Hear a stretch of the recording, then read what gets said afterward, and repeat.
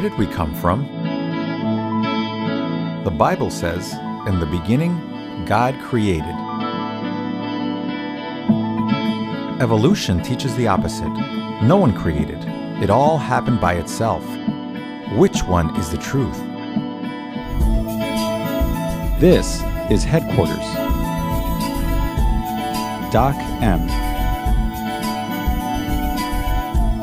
Jackie. And Rich. Their job? Investigate and discover the truth. This is The Creation Case.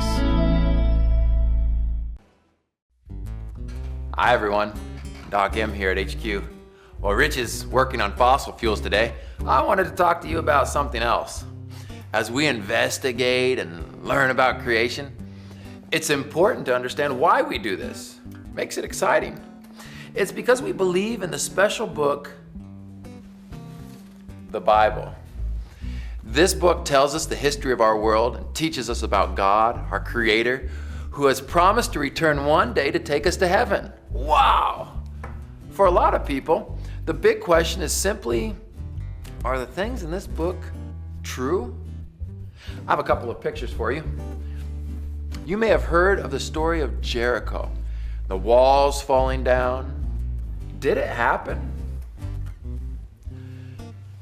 Archaeologists have found the city just like the Bible said. Here's a picture. This is exciting. You can also visit a wall in Jerusalem, built by King Herod. He was the king when Jesus was born. You can even go to Bethlehem, the Jordan River, the Sea of Galilee, and the Mount of Olives. You can visit it all. Historians have discovered that the Bible is the single most accurate source document in all of history. The places, the people, the dates, the events, they're accurate. You know, the Bible is more than just accurate about history. Let me give you an example. Here's George Washington. Back when George Washington was alive, the doctors thought they could cure you by removing blood out of your body. When George Washington got sick, doctors tried to help him by removing 80% of his blood. You know what happened? He died shortly after. Of course, today, we know that blood is the life of the body. But wow, years ago, God had already told this to Moses. It's crazy. It's in Leviticus chapter 17. Let's go there. Leviticus chapter 17 and verse 11. For the life of any creature is in its blood. Whether it's dates or places or people or events or even knowledge on how our body works, the Bible is accurate in every sense of the word. Oh, it's super exciting. And it convinces me again that God is my creator.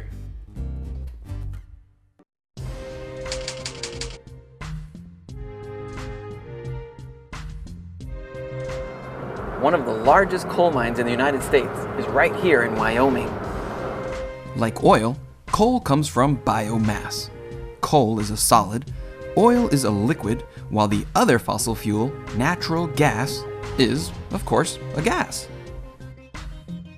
Just as with oil, evolution claims that coal takes millions of years to form. We need to go into one of these coal mines and investigate. Scientists say coal is biomass that has been compressed by the weight of rock layers on top. So if a seam of coal is 100 feet thick, probably hundreds of feet of organic biomass had to get buried there in the first place. Science offers two explanations for how coal is formed. Secular scientists say hundreds of feet deep of organic biomass was somehow deposited here over millions of years. No one is sure how or why, just sat there for millions of years. Then hundreds of feet of dirt came and covered it up.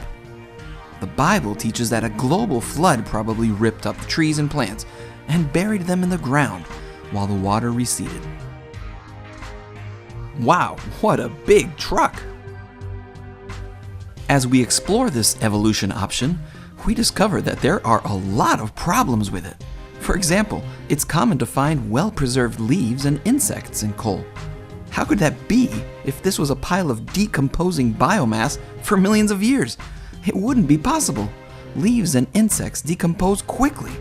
No, the evidence shows rapid burial, as told in the Bible. Another problem is the size of some of these coal seams. They could be hundreds of square miles in size and hundreds of feet thick. Where could so much biomass come from? It would seem that only a huge event could cause a huge coal seam to form. And there are tons of coal seams all over the world. Did you know that scientists can now make coal in a lab with only a few materials in a month? It doesn't take millions of years to form coal. It simply requires the right conditions.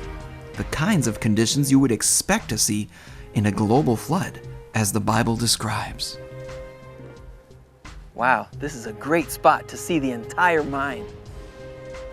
I think I'm going to write some of this down in my journal.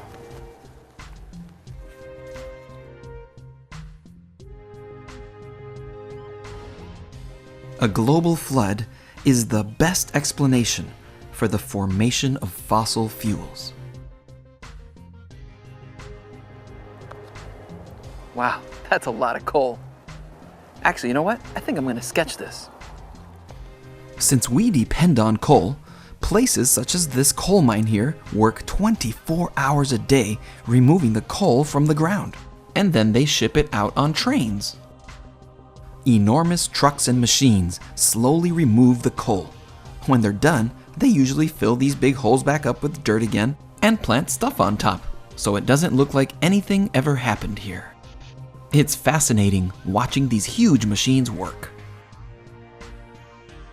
The Bible describes the flood in pretty good detail. It talks about the springs of the great deep bursting forth and 40 days of heavy rain. It says the waters rose and completely covered every piece of land. It says every living thing that moved on land died and was buried. The Bible describes a huge catastrophic event. What we see on our planet today is what we'd expect to see after a global flood.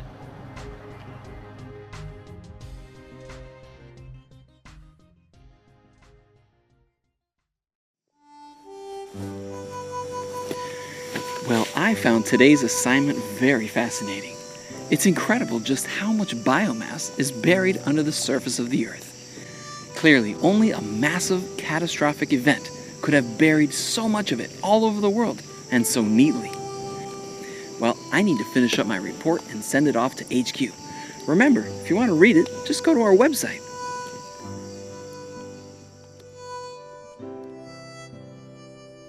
I never realized just how much stuff is buried under our feet. It matches the biblical account so perfectly. The evidence is quite overwhelming.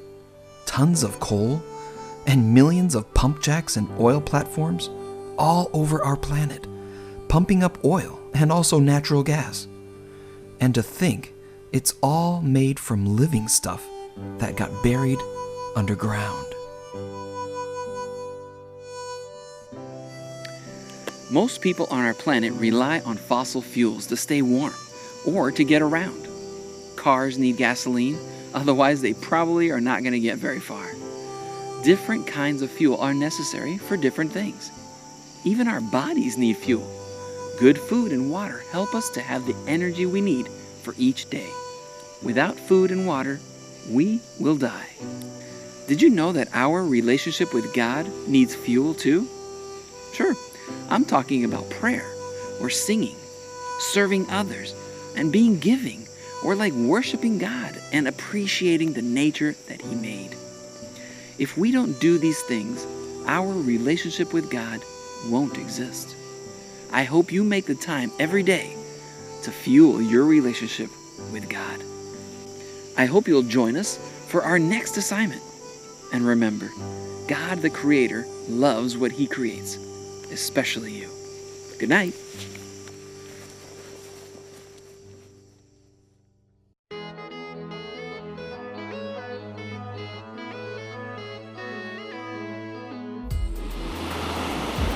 Wait, we've got bloopers! Fósiles. To this beach here. Pegando combustible. Adiós. Forms all around the world. Mandara. The Bible, what does the Bible say? Having Doc run around. One of the other fossil, I know, man. To the ocean. To one of the. Blooper. Fotos.